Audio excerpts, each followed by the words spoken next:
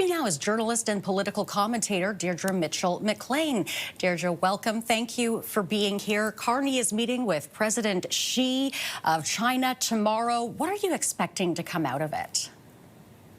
Well, I think it's like there's a fine line that Prime Minister Carney has to walk here, because while the West obviously wants to see the tariffs gone on canola, he still has to deal with the fallout in Ontario, which is already suffering under Trump's tariffs. So I think he's looking to restart some of the negotiations that began under Stephen Harper in 2005.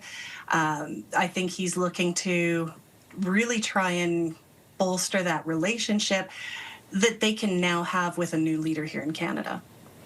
How tricky is it going to be for Carney to navigate the interests of Western provinces, which have a huge interest in canola, and then Ontario, where the interest is in autos and of course, the EV tariffs there? How tricky is this for Carney?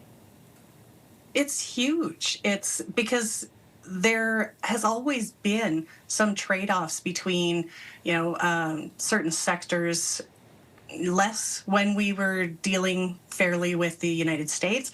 But right now, we are in a very sticky situation. And, I kind of likened it to this idea that you have two best friends who are suddenly not getting along and they're looking for additional friends.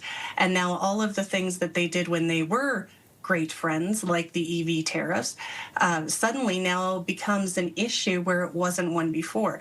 So they're not only navigating new relationships, but they're navigating new relationships on the not necessarily opposing sides, but they're no longer in tandem.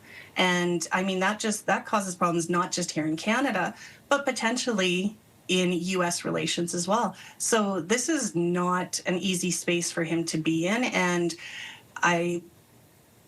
fingers crossed that he can manage to deal with these different relationships. It is quite the high-stakes meeting set for tomorrow. That is unfortunately our time. We'll have to leave it there. Deirdre, thank you for this. Great chatting with you.